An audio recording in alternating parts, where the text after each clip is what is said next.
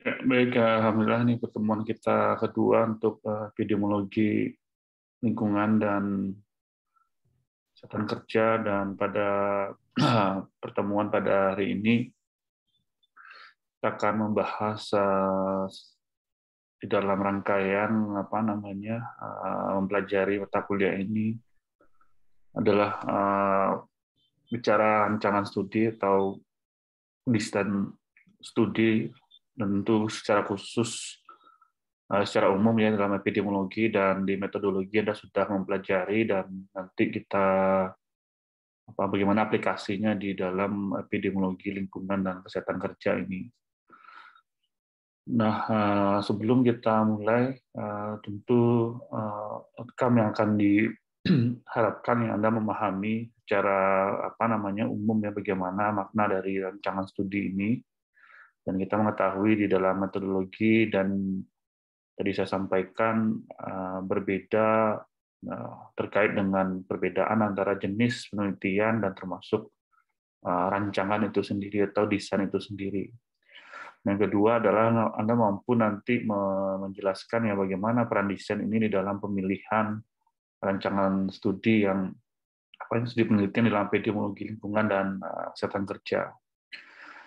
Yang ketiga adalah ya tentu akan berbeda pendekatan ya aplikasi epidemiologi lingkungan dan kesehatan kerja adalah bagian dari studi analitik kalau di dalam epidemiologi. Nah, tentu Anda juga membedakan nanti ketika Anda membuat penelitian yang sifatnya deskriptif seperti apa yang dilakukan dan rancangannya untuk dalam area atau aplikasi epidemiologi lingkungan dan kesehatan kerja ini. Nah, nanti kita coba membahas bagaimana mendiskusikan kelemahan dan kekuatan masing-masing. Dan tidak kalah penting dalam hal ini juga banyak yang terjadi kekeliruan di dalam mendefinisikan nanti bicara validasi eksternal dan internal, karena ini berkaitan dengan bagaimana kita mengestimasi dan juga menentukan populasi yang akan kita teliti menjadi target dari penelitian kita. Nah, saya mulai dari sini. Saya kira sama apa yang kita pelajari di metodologi. Saya hanya mengulang saja yang ini biar Anda tidak terlalu jauh untuk memahami nanti gitu. Jadi dalam studi empirik ya.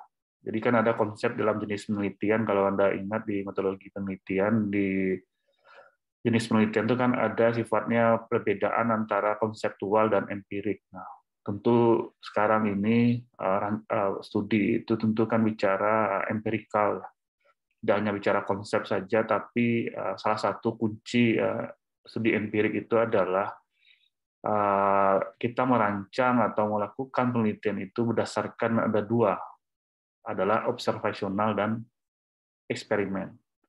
Nah, observe tentu kita bagaimana mengamati subjek yang akan kita teliti.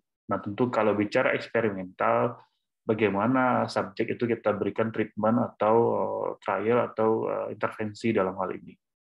Nah, itulah sebenarnya pendekatan studi empirikal bicara observasional dan eksperimen.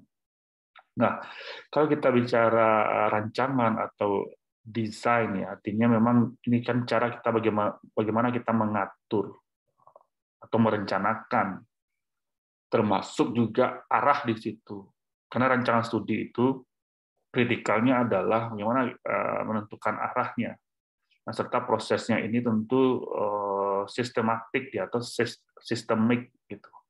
Jadi kalau salah kita merancang, di ujung-ujungnya juga sulit kita membenarkan gitu. Makanya kontrol itu salah satunya adalah di rancangan studi. Nah, sistematik ini yang saya katakan adalah satu sequence ya, atau satu tahapan yang perlu kita lalui, mulai dari mengumpulkan, menganalisis, menginterpretasikan gitu kan. Nah, dari hasil penelitian dengan metode atau pendekatan ilmiah di dalam investigasi yang kita akan lakukan. Jadi jangan sampai salah nih kalau nanti saya minta Anda jelaskan nanti di ujian, tentu Anda mampu menjelaskan ini. Nah, ini juga sama ketika kita melakukan sebuah di dalam metodologi penelitian dan statistik dan juga termasuk juga rancangan tidak lepas dari istilah dua pendekatan ini, bicara deskriptif dan analitik. Nah, sama juga nanti di statistik kita belajar yang mungkin di pertemuan berikutnya juga gitu, ada bicara deskriptif dan analitik. Nah, apa kalau kita konteks antara deskriptif dan analitik dalam rancangan, apa yang membedakan? Yang pertama adalah tentu di dalam deskriptif yang paling kekuatan yang menjadi mendasar yang perlu Anda pahami adalah di dalam deskriptif tidak bisa kita membuat yang namanya kausalitas atau disebut dengan sebab akibat. Nah, meskipun yang Anda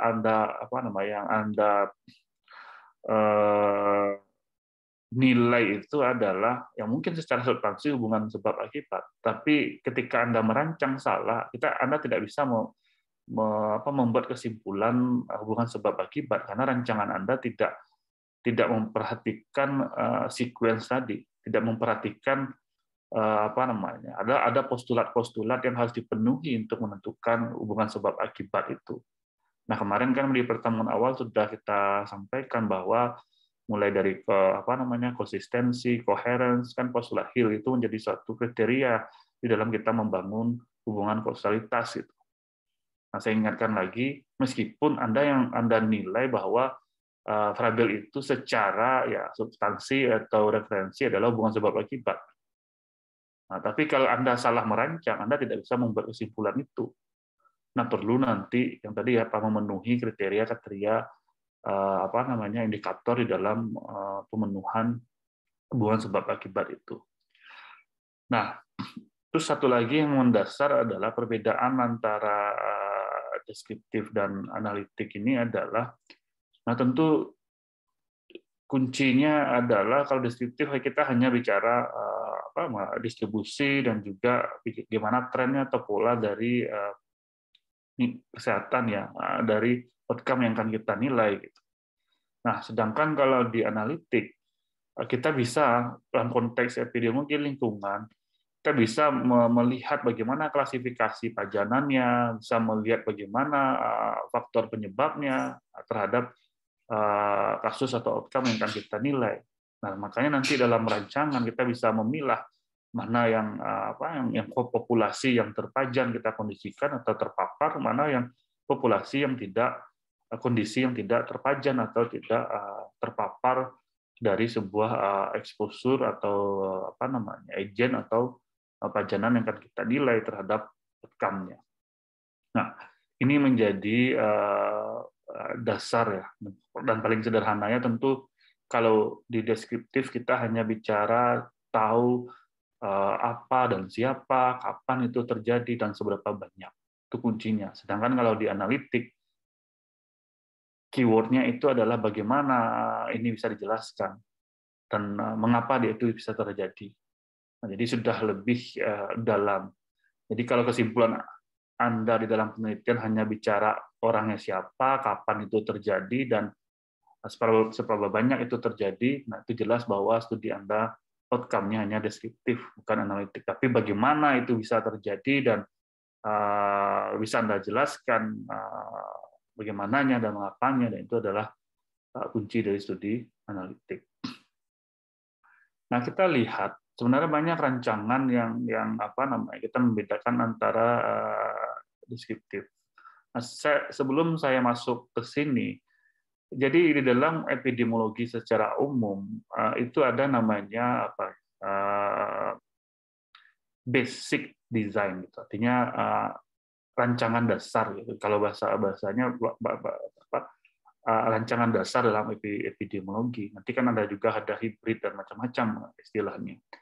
Nah, tentu kan kita tahu kalau hafal di dalam kepala aja kan rancangan dasar itu kan 3 itu, cross-sectional, case control, dan cohort.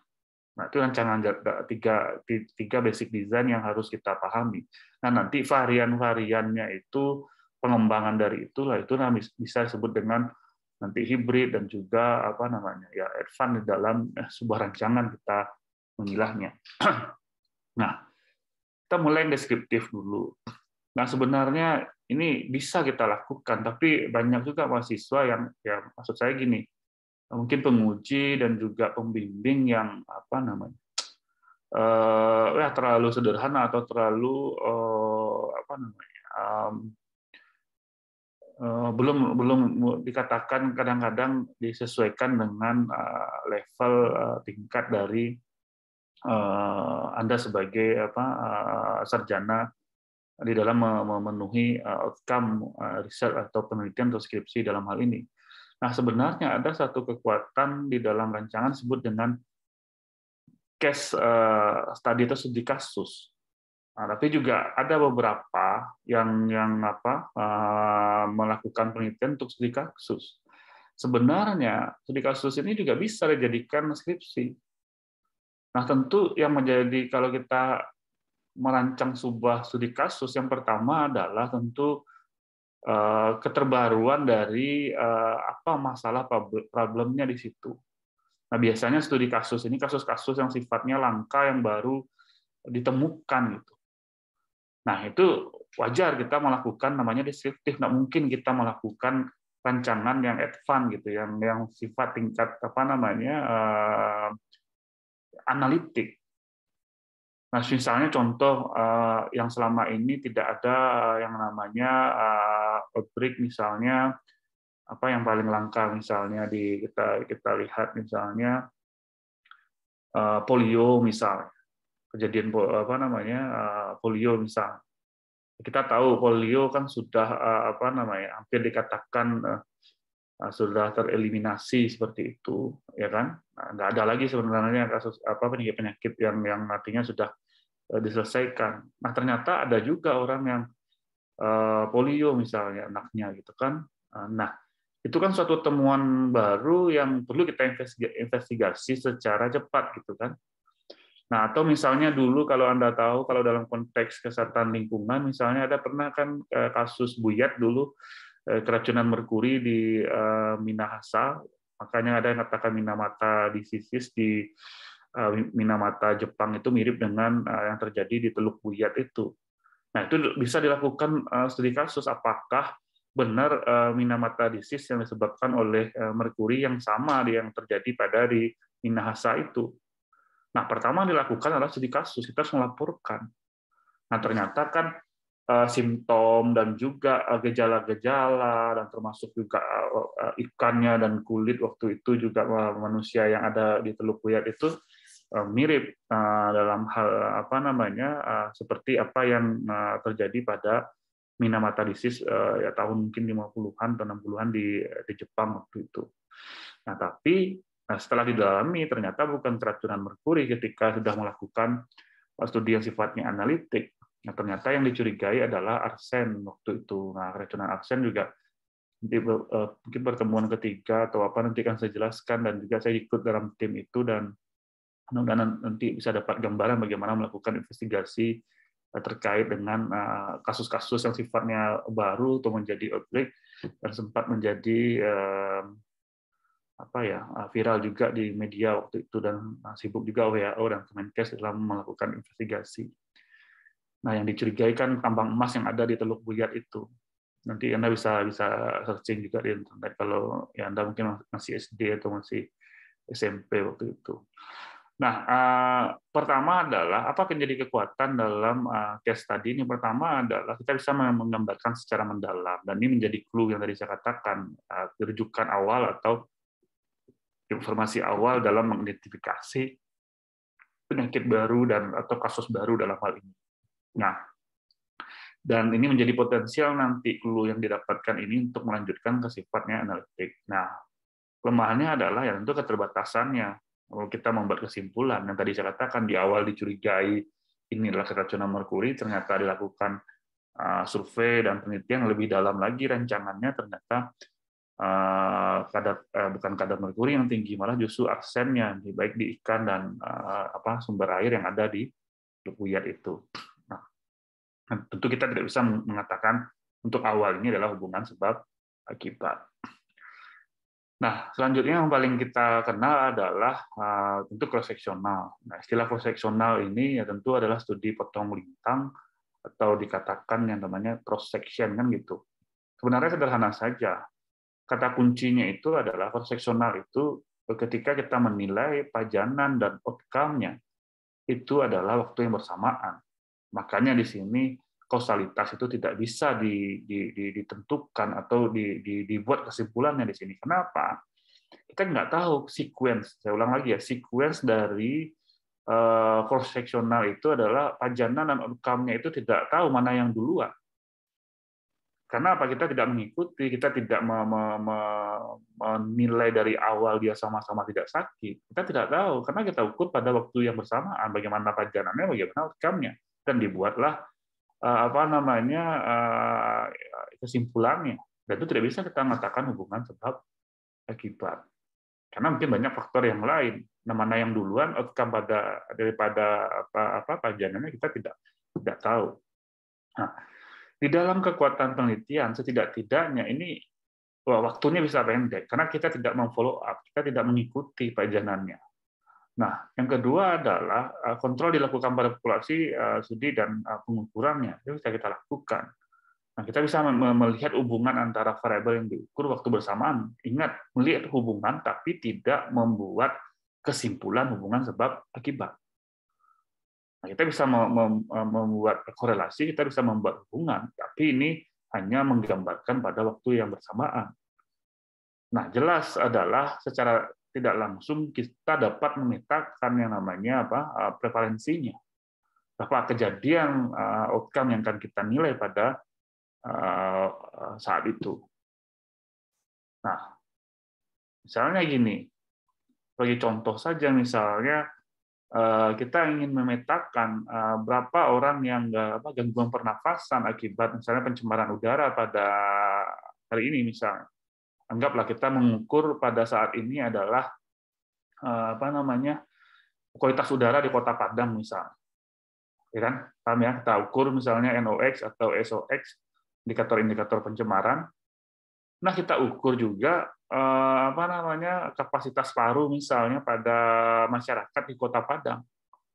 Kita melakukan sampel dan kita random dan kita ukur. Nah, secara statistik bisa kita nilai. Pertama adalah ya mungkin pencemaran udara di Kota Padang berkorelasi pada gangguan pernafasan. Nah, mungkin kadar SOx dan NOx-nya tinggi dan kapasitas paru yang dinilai itu juga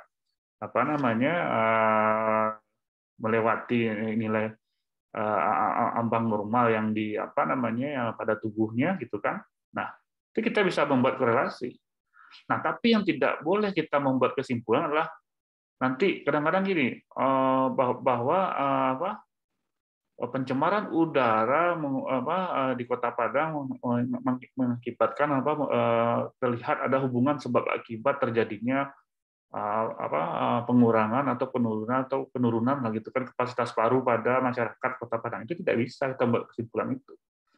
Yang kita bisa membuat kesimpulannya ya mungkin saya katakan ini ada hubungan antara tingkat pencemaran udara dengan kapasitas paru. Tapi jangan Anda sekali membuat ada hubungan sebab akibat, karena juga Anda belum mengontrol contoh apakah objek yang kita teliti ini apakah dia merokok atau tidak kan gitu. Apakah dia sudah sebelum pencemaran terjadi, apakah dia juga kapasitas parunya juga sudah menurun misalnya gitu kan. Dan kita tidak tahu itu. Hanya memotret pada waktu bersamaan. Nah, ini harus hati-hati Anda nanti di dalam skripsi dan ini. Nah, setidak-tidaknya itu tadi kita dapat menggambarkan nanti berapa orang yang kapasitas parunya yang tidak memenuhi standar tadi atau rendah dalam hal ini, dan itu bisa menjadi langkah yang awal gitu untuk kita bisa memastikan. Nah, ini tadi saya katakan kelemahannya adalah temporalitasnya tidak dapat ditentukan. Temporalitas Anda tahu ini juga biasanya keluar di ujian. Kita nggak tahu mana yang duluan tadi antara penyebab dan akibatnya, atau pajanan dan outcome-nya. Nah, yang kedua adalah apa? Nah, ini yang biasanya, kalau dalam istilah videonya ada error, namanya error itu salah satunya adalah bias atau bias ini. Nah, bias ini adalah salah satunya adalah low response rate. Artinya apa?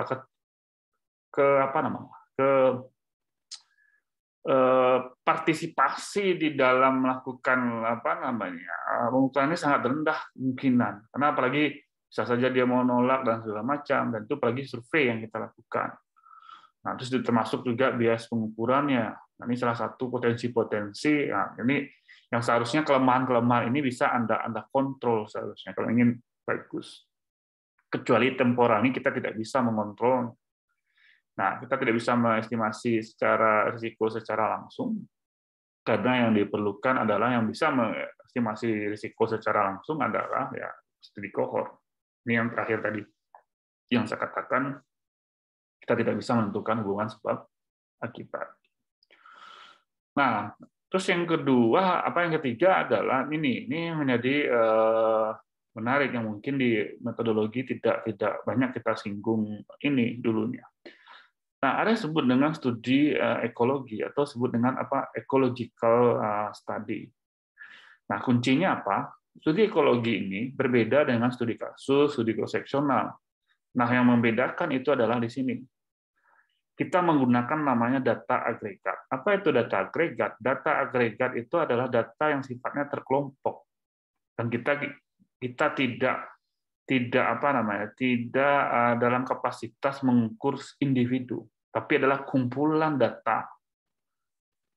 Nah, apa contohnya data agregat? Yang gampang. Jumlah kasus COVID, itu data agregat itu. Jumlah jumlah kunjungan orang di rumah sakit, itu data agregat. Nah, kita tidak menilai individunya, kita tidak menilai data-data individu, tapi kumpulan data. Nah, terus kalau pajanan contohnya apa, Pak? Ya, contohnya kalau data agregat yang pajanan distribusi misalnya parameter iklim misalnya, suhu, kelembaban, misalnya di Kota Padang, di Sumatera Barat. Dan kita bisa nilai pengukuran yang diukur secara rutin bagaimana distribusi suhu dalam 1 tahun ini. Tentu biasanya unitnya macam-macam, ada diukur tiap hari, ada yang nanti berkala, dan itu adalah data agregat. Nah, pertanyaannya adalah, memang bisa Pak kejadian skripsi untuk kita menilai data agregat? Bisa. Itu sebagai clue juga sebelum kita melakukan studi analitik. Nah, contoh penelitian ekologi apa? Misalnya gini, kita ingin melihat bagaimana hubungan parameter iklim gitu kan, atau kondisi iklim dengan kejadian malaria misalnya, atau kejadian DBD. Nah, kita dapatkan data iklimnya data agregat, sedangkan jumlah kasus DBD itu juga agregat kita dapatkan di wilayah itu, tergantung apakah nanti unitnya adalah Sumatera Barat, kabupaten kota. Nah, jangan aneh nanti, Pak, saya unitnya wilayah kerja Puskesmas. Nah, emangnya wilayah kerja Puskesmas ada titik pengukuran suhunya di wilayah kerja itu kan enggak. Nah, itu nggak nyambung dia. Jadi unitnya harus sama. Misalnya contoh waktu itu Anda menilai misalnya kondisi iklimnya diambil di Teluk Bayur misalnya, stasiunnya gitu. Artinya di Teluk Bayur itu kadar suhu Teluk Bayur itu menggambarkan kabupaten mana. Nanti kan lucu juga waktu itu kan dia dianggaplah di Bungus, nanti ini bisa representatif ini nggak Pak pesisir selatan nggak gitu. Nah, karena ada stasiun juga iklim itu ada juga di Cincin gitu kan. Nah, terus bagaimana juga menggambarkan misalnya kita membandingkan antara iklim itu yang di Mentawai dengan yang di Bukit Tinggi misalnya, karena kita tahu endemis malaria di Mentawai, ternyata ada kasus juga dalam latar belakang kita menilai ternyata ada juga kasus malaria ini di Bukit Tinggi, kita ingin membandingkan itu bagaimana iklimnya gitu. Itu bisa. Nah, yang menjadi pertanyaan adalah tentu kita harus memahami itu. Nah, unitnya tadi saya katakan dan termasuk sama wilayahnya, nanti waktunya juga seperti itu. Nah, menjadi kelemahannya adalah, ini perlu Anda catat, nggak ada di sini, dan misalnya keluar juga di ujian, ada yang disebut dengan ecological fallacy. Jadi fallacy itu tulisannya FALLACY. Ecological fallacy. Jadi itu kelemahannya. Ecological fallacy itu adalah kesimpulan yang kita buat pada data agregat itu tidak bisa kita membuat kesimpulan ya ini bicara individu. Karena dia bicara kelompok. Jadi ada fallacy itu ya sebuah kekeliruan lah kalau bahasa sederhananya, kekeliruan di dalam kita menginterpretasikan. Jadi ecological fallacy itu salah satu kelemahan dari studi ekologi. Nah, sama gini.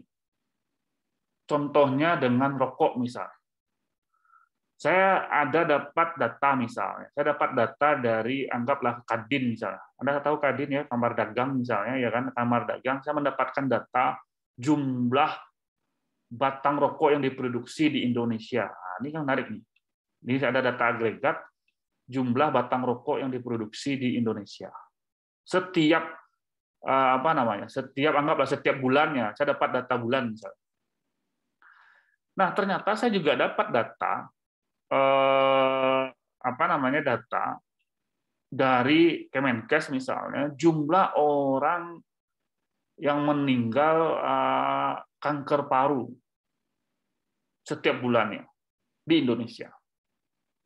Ingat ya, ada dua data dari Kadin Indonesia tentang jumlah berapa batang rokok yang diproduksi setiap bulannya, dan ada jumlah orang yang meninggal CA paru setiap bulannya dari Kemenkes misalnya.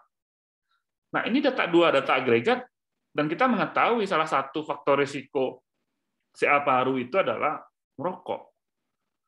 Ini kita bisa menjadi sebuah clue nih, apakah ada nggak korelasi antara jumlah batang rokok yang diproduksi di Indonesia dengan peningkatan jumlah CA paru di Indonesia. Nah, itulah menjadi research question-nya atau jadi pertanyaan penelitiannya.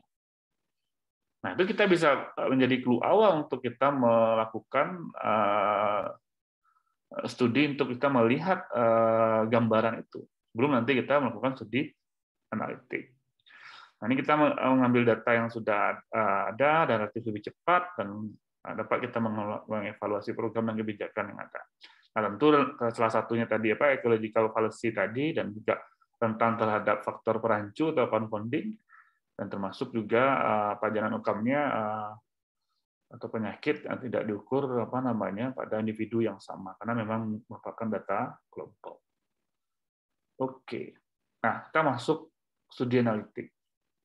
Nah, itu adalah Anda bisa melakukan studi-studi deskriptif dengan 3 varian yang tadi saya jelaskan untuk sebagai langkah awal kita melakukan itu, dan Anda tergantung nanti pada penyakit-penyakit baru atau ini, dan tentu intinya adalah studi analitik itu tidak bisa dilakukan kalau Anda belum dibangun dengan studi deskriptif yang baik seperti itu, atau didasari dengan studi deskriptif yang mumpuni. Jadi nggak bisa ujuk-ujuk, Pak, saya langsung analitik aja, Pak. Ya nggak bisa. Anda harus menguraikan dan juga menjelaskan itu di awal. Nah, studi kohort. Ini umum Anda mungkin mendengar dan sering juga mendapatkan di berbagai mata kuliah, termasuk juga di metodologi. Nah, saya ingin dalami sedikit. Kunci kohort itu adalah, pertama yang perlu Anda ketahui, dia adalah follow up. Itu kuncinya. Karena bicara follow up itu adalah studi ini pasti harus diikuti. Makanya harus ada follow up. Terus yang kedua adalah statusnya, itu yang penting. Status dari pajanan dan juga outcome-nya itu, kita bisa membandingkan klasifikasinya, orang yang terpapar, tidak terpapar, dan dia sama-sama belum sakit gitu, atau dalam hal ini dia belum memperoleh outcome gitu. Jadi statusnya itu sama-sama tidak sakit di awal pengamatan. Ingat ya, di awal pengamatan. Jadi statusnya itu benar-benar clear gitu. Baik yang orang yang terpapar, kita membedakan dia terpapar tidak terpapar, tapi dia sama-sama tidak sakit. Ya kan? Nah, jadi perlu diperhatikan adalah dia sama-sama tidak sakit. Dan itu nanti akan kita follow up selama masa studi yang akan kita lakukan. Jadi kalau bahasa sederhananya dalam cohort tadi itu kita menunggu orang sakit, memang iya. Sebenarnya bukan menunggu orang sakit, menunggu kapan outcome-nya terjadi, kan gitu. Ya, tergantung outcome kita nilai. Kalau dia cedera, ya menunggu dia cedera, kan gitu. Nah, karena memang kita memastikan orang yang satu terpapar, yang satu tidak, dan kita lihat ke depan, dan kita follow ke depan, dengan lama masa studi kita, dan dipastikan kapan dia outcome-nya itu terjadi. Nah, karena ada istilah apa? Di sini ditentukan waktu ke waktu dengan periode waktu tertentu. Nah, ini tergantung outcome-nya. Yang paling sulit adalah tentu penyakit yang sifatnya kronis. Kalau penyakit kronis, tentu kan lama. Contoh kronis apa? Kanker. Kita kalau melihat kanker, tentu kan lama menunggu orang kena kanker, kan gitu. Anggap yang satu kena radiasi atau di daerah yang misalnya suspek gitu. Kita menganggap radiasi suspek itu dapat menyebabkan kanker darah gitu kan. Nah, kita teliti orang yang berada di bawah suspek dengan orang yang tidak yang berada di bawah suspek. Dan kita follow up selama 30 tahun dan kita teliti secara berkala sampai anggaplah penelitian kita 20 tahun sampai 20 tahun baru nanti kan kita nilai orang yang sama. Yang tadinya di awal-awal penelitian dia tidak sama-sama tidak ada kanker dan kita teliti nanti di akhir dan kita lihat ke depan.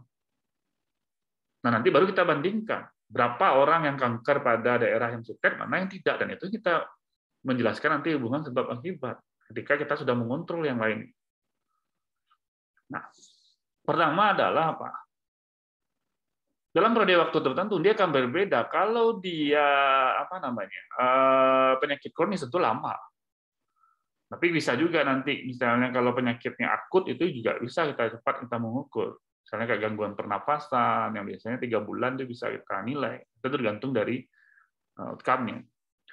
Nah, menghindari bias pengukuran preditornya. Nah, salah satu adalah yang bisa diukur secara langsung karena kita bisa mengukur risikonya atau relative risk-nya atau risk ratio dalam hal ini.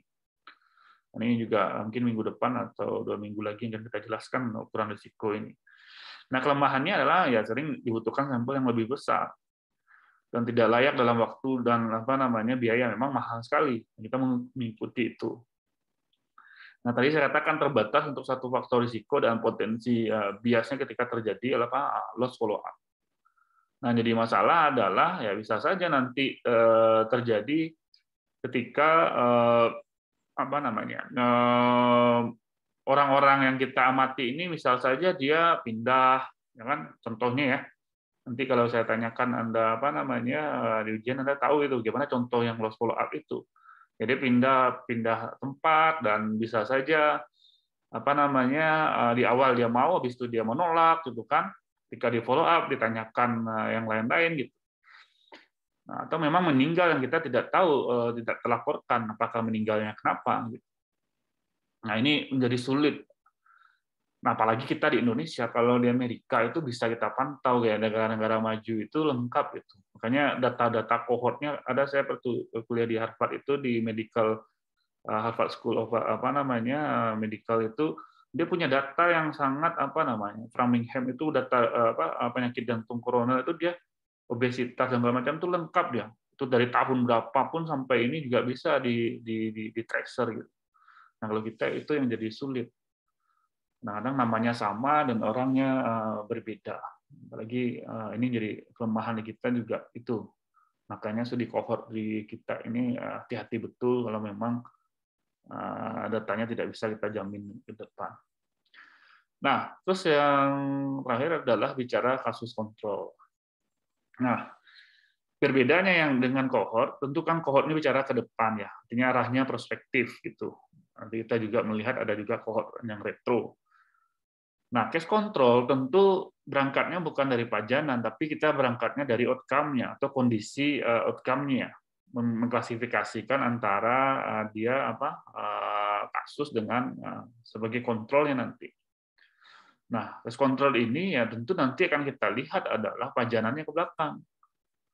Apa menjadi faktor risikonya atau dalam hal ini pajanannya. Nah, contoh misalnya kita lihat tadi, misalnya yang paling sederhana melakukan case control ini tentu yang sifatnya data yang kita recall itu sangat sangat terdokumentasi dengan baik. Makanya salah satu kekuatan case control ini kalau Anda mau yang sifatnya adalah hospital based. Karena di rumah sakit itu biasanya data-data terrecord dengan baik. Meskipun ada juga medical record itu yang kadang-kadang asal-asalan juga. Tapi dengan ada era BPJS itu biasanya dia ada sistemnya, ada computerized dan itu lebih bagus gitu. Nah, itu bisa karena memang jelas dia riwayat dan segala macam gitu. Nah, tapi kalau Anda lakukan case control di populasi, ini kadang-kadang itu yang menjadi kelemahannya adalah terjadinya recall bias atau bias recall atau bias kita mengingat kembali kondisi-kondisi yang sebelumnya. Itu kelemahan dari case control. Nah, tapi kalau di hospital base atau di tempat lain yang tadi saya katakan datanya terdokumentasi dengan baik, nah itu sangat menjadi kekuatan kita melihat ini. Nah, contoh misalnya kan, kalau dia meninggal COVID, dia punya riwayat ada gejala apa, itu kita enak itu. Kita bandingkan antara yang meninggal COVID dengan yang tidak, bagaimana dia, apakah ada komorbid atau tidak, itu di rumah sakit lebih enak. Dan jelas dia indikator parameter medisnya itu, klinikal parameternya itu bisa kita lihat. Dan ada data-data kuantitatif yang kita bisa nilai. Oke, dia meninggal CT value-nya berapa dulu pas awal dia kena COVID gitu kan? Yang tidak meninggal kenapa? Kayak apa gitu. Nah, itu bisa menjadi kekuatan di dalam case control ini. Dan dia efektif dan biasanya kasus-kasus yang langka juga yang jarang biasanya. Karena memang ini menjadi salah satu kekuatannya dan hemat biaya dan diukur adalah odds ratio bukan relative risk di dalam pengukurannya. Oke.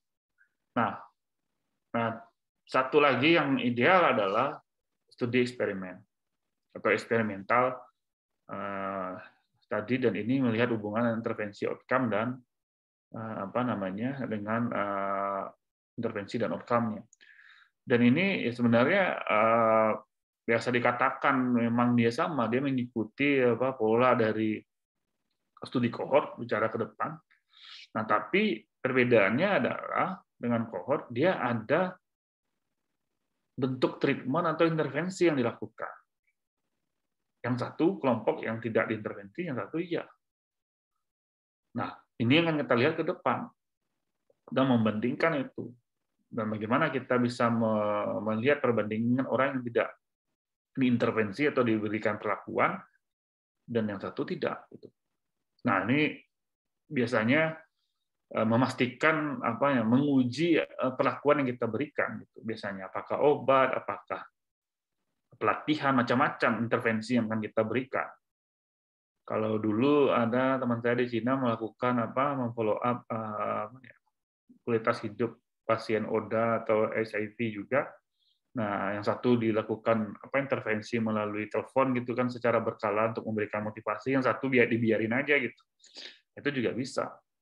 Nah, tergantung kekuatan mobile phone dan lain-lain. Nah, yang jadi masalah adalah kadang-kadang kita terkendala masalah etiknya ini, karena bicara etik ini kan kadang-kadang tidak mudah ya, apalagi di intervensi itu takutnya nanti ada masalah di kemudian hari gitu. Nah, contoh misalnya kita melakukan uji coba, misalnya pernah dulu kita lakukan bagaimana mengurangi kadar timah hitam dalam darah anak SD. Yang kita kasih intervensinya adalah kalsium gitu kan, suplemen. Dan yang satu yang kelompok yang kita kasih juga tapi dia placebo itu yang tidak ada ya, dia model obatnya sama tapi yang satu memang tidak ada isi kalsiumnya di situ. Yang jadi masalah adalah kadang-kadang ya takutnya gini, ketika anaknya dikasih treatment itu nantinya anaknya demam, dikasih obat ini kok, padahal demamnya bukan karena obat yang kita berikan, tapi itu mungkin bisa saja karena demamnya karena faktor lain gitu, tapi dianggap nanti ini menjadi efek samping dari uji coba yang kita lakukan. Nah, itu menjadi kadang-kadang kalau tidak jelas bagaimana ethical clearance-nya ketika terjadi memang ketika itu diberikan diintervensi. Nah, gejala-gejala yang seperti itu bagaimana penanganannya. Sama juga vaksin saat sekarang. Nah, itu juga menjadi jangan nanti ini gara-gara vaksin, ini gara-gara ini, padahal itu tidak sama sekali. Dan SOP-nya itu harus memenuhi ethical clearance-nya. Nah, yang kedua adalah tidak cocok untuk kasus jarang, langka, karena memang tadi cocoknya adalah case control. Nah, ini juga berpotensi bias juga kalau terjadi yang menjadi ketakutan kita melakukan studi cohort dan eksperimen itu adalah memang loss follow up ini. Kita tidak bisa menjamin. Kadang-kadang dia itu tadi kan baru terasa efek dia sudah mengundurkan diri, sedangkan kita susah mencari sampel untuk dijadikan uji coba dalam studi kita. Oke, dan saya kira Anda jelas ya, simpel dari apa yang kita sampaikan ini. Nah, yang terakhir adalah kita harus memahami apa disebut dengan nanti, karena memang kita melakukan studi itu ada istilahnya validitas internal atau internal validity, dan yang kedua adalah validitas eksternal atau external validity. Nah, perbedaan kedua mendasar ini mudahnya adalah kalau kita bicara internal, ini kan tentu salah satunya itu adalah bagaimana kita mengontrol, memvalidasi error atau bias ini dan confounding atau istilahnya confounder. Nah, confounder itu adalah yang mengganggu faktor-faktor yang ketika kita menilai suatu hubungan antara pajana dan outcome-nya. Ini yang disebut dengan internal validity. Nah, internal validity ini kita bisa kontrol nanti di dalam analisis, di dalam variabel yang kita akan nilai. Nah, berbeda dengan external validity. Nah, external validity ini memang bagaimana studi yang kita kita lakukan itu. Subjek yang kita pilih itu benar-benar orang yang terwakili dari apa yang kita nilai. Nah, takutnya jangan sampai nanti orang-orang yang kita jadikan sampel bukan orang bagian dari studi kita. Coba Anda bayangkan, kita inginnya adalah mendapatkan wanita yang produktif di dalam sampel kita. Yang kita dapatkan adalah bencong misalnya. Itu salah itu. Nah, bayangkan kalau di Thailand kan sering saya sampaikan juga lady boy yang kita peroleh sebenarnya bukan perempuan yang asli lah istilahnya seperti itu. Nah, itu sulit untuk mengontrolnya ketika kita salah di awal. Makanya external validity ini hati-hati betul. Jangan sampai salah. Apalagi ada kriteria-kriteria yang sifatnya spesifik. Misalnya wanita hamil misalnya. Atau wanita yang hamil pada saat bencana misalnya. Itu kan spesifik itu subjeknya. Karena kita ingin melihat bagaimana ketika kualitas hidupnya atau ketika dia pasca bencana orang-orang hamil ini ketika dia hamil bagaimana apakah dia melahirkan, meninggal, atau anaknya selamat, atau ibunya meninggal, atau dua-duanya selamat. Nah, kalau kita ternyata dia nggak hamil pas waktu bencana, ya menjadi bias dia. Makanya harus hati-hati, dan itu tidak bisa kita kontrol di analisis. Nah, kalau dalam skripsi tentu Anda ambil ulang lagi penelitiannya, lakukan ulang lagi karena Anda salah, ya kan? Nah, kan hati-hati nanti ke depan. Nah, jadi kalau kita gambarkan antara internal validity dan eksternal seperti ini. Nanti ada istilah pembagian, ada populasi sampel namanya, ada populasi aktual atau sumber, nah ada populasi target, dan ada populasi eksternal dalam hal ini. Dan inilah disebut dengan validitas eksternal. Supaya sampel yang kita ambil ini, kita melakukan inferensial di dalam kita mengeneralisasi pada populasi eksternalnya. Contoh misalnya, Anda mengambil anak SD di Kota Padang, apakah Anda bisa diambil SD-nya hanya 2 SD, apakah dari 2 SD itu bisa menggambarkan Kota Padang? Nah, itu menjadi pertanyaannya. Nah, kalau Anda salah nanti, ya salah menginterpretasikan. Nggak bisa dari sampel yang Anda ambil, Anda membuat inferensi atau generalisasi ke populasi. Nah, sedangkan yang Anda ambil misalnya belum mewakili gitu, atau memang masih terbatas di dalam membuat generalisasi itu. Nah, sederhananya seperti ini, kalau kita pilih satu-satu ini nanti Anda baca. Kalau bicara populasi sampel, nah tentu adalah bicara jumlahnya. Jadi kumpulan individu subjek, data yang dikumpulkan peneliti disebut dengan sampel. Jika dipilih sebagai subjek adalah sebagian dari anggota populasi yang lebih besar. Nah, ini baru kita bercerita yang populasi studi atau sampel di sini. Nah, bayangkan spesifiknya, ini adalah 20 anak-anak di sampelnya Indonesia. Bayangkan dia keturunan Arab, berusia 8-10 tahun, yang tinggal di Jakarta, menetap di Jakarta, dan dia yang berkunjung ke klinik jantung dan rumah sakit pada tahun 2012. Bayangkan spesifiknya data ini diambil. Nah, pertanyaannya adalah, ini adalah sampel. Terus bagaimana dengan populasi aktual atau sumbernya? Nah, populasi sumber tentu adalah semua anak-anak, bukan bicara 20 anak-anak lagi, tapi adalah semua anak-anak Indonesia keturunan Arab. Nah, ini kan sama dengan yang ini sebenarnya. Mereka berusia 8-10 tahun yang berkunjung. Nah, disinilah sampel, artinya sumber atau populasi yang akan kita ambil nanti, yang akan kita jadikan sampel. Nah, seharusnya Anda membuat skripsi juga seperti ini, siapa menjadi populasi aktual atau sumber Anda, dan siapa menjadi sampel Anda. Nah, terus yang ketiga adalah, ketika ini menjadi populasi sumber, di mana sampel diambil, dan apa menjadi target internal validitas kita. Ini disebut dengan populasi target.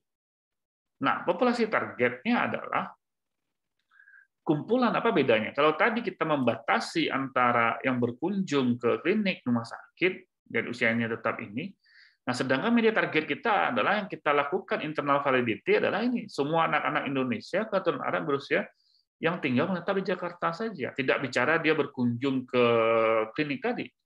Nah, disinilah sebenarnya yang ingin kita menarik namanya apa, causal inference dari fenomena hubungan yang menjadi tujuan penelitian kita. Nah, jadi memang yang terpilih sebagai sampel, nah, walau tidak harus secara representatif, tapi ini merupakan populasi di mana peneliti menarik kesimpulan kausal. Oke? Nah, kita tidak membatasi tadi yang berkunjung. Sebenarnya target kita ini memang anak-anak Indonesia yang keturunan Arab yang ada di Jakarta ini sebenarnya targetnya, yang usianya adalah 4-10 tahun. Nah, yang terakhir adalah bagaimana hasil dari causal inference yang kita buat ini. Kita juga bisa merepresentasikan, mengeneralisasikan dengan populasi yang di Indonesia yang lain. Nah, itu disebut dengan populasi eksternal. Nah, sebenarnya yang menjadi eksternal populasi kita itu adalah tidak bicara lagi dari berbagai ras, tapi adalah juga bicara yang menetap di kota-kota besar Indonesia pada tahun 2012. Seperti itu. Oke, ada pertanyaan sampai sini? Bentar. Oke. Assalamualaikum.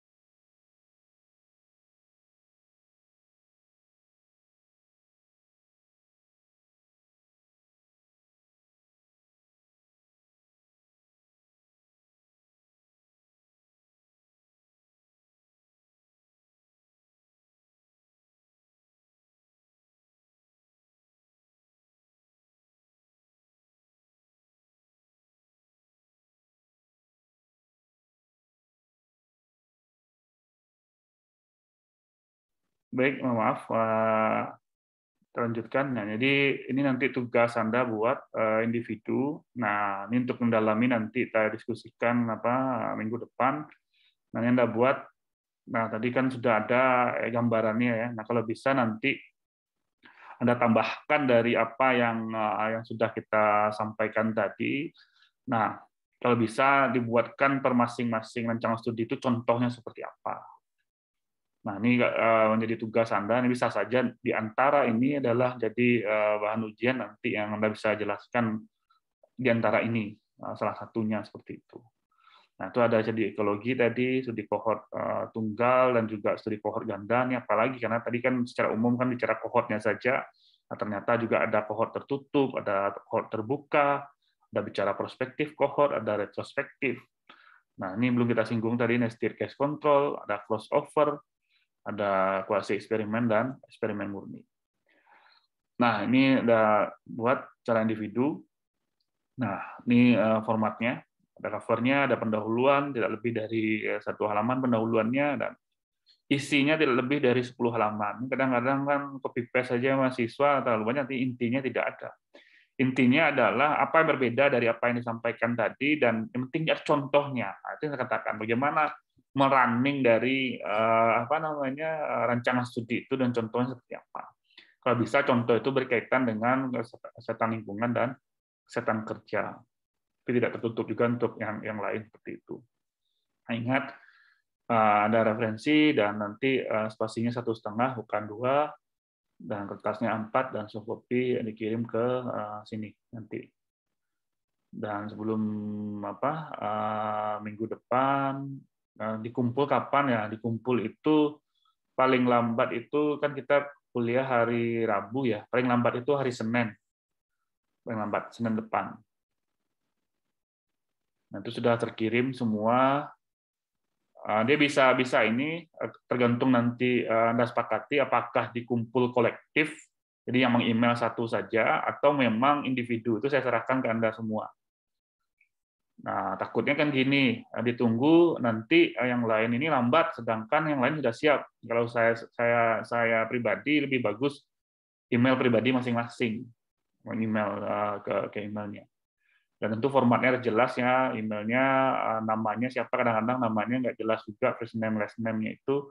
Kalau buat di subjeknya, jangan pakai email orang lain, pakai email individu, dan dibuat subjeknya itu ya nama, nomor APP-nya gitu kan. Nah, biar jelas nanti di di emailnya seperti itu. Oke, saya kira cukup. Ada pertanyaan? Silakan. Ini tadi ya. Izin Pak, mau nanya Pak. Ya. Terkait yang tadi itu 10 halaman, apakah termasuk dari covernya sampai... Enggak, cover sendiri kan jelas itu. Oh, Ya berarti covernya kan ya 1 halaman kan. Cover 1 berarti halaman, ada pendahuluan tidak lebih dari 1 halaman. Nah, ini baru isinya. Isinya yang tadi ini. Jadi Anda bagi lah ini, bagaimana membuat ini nggak lebih dari 10 halaman. Karena pengalaman saya, ada yang terlalu banyak betul, jadi nggak jelas juga isinya. Yang penting apa efektif, efisien gitu. Apa yang dibuat itu contoh. Yang penting itu bagaimana bentuknya. Kalau kita kan tadi sudah jelas ya, apa kelemahan dan kekuatannya. Nah, mungkin yang berbeda dari situ yang Anda dapatkan referensinya itu yang nanti akan kita diskusikan.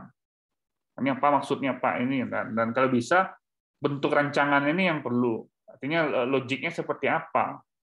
Yang terbuka itu seperti apa, yang prospektif itu apa, termasuk juga tadi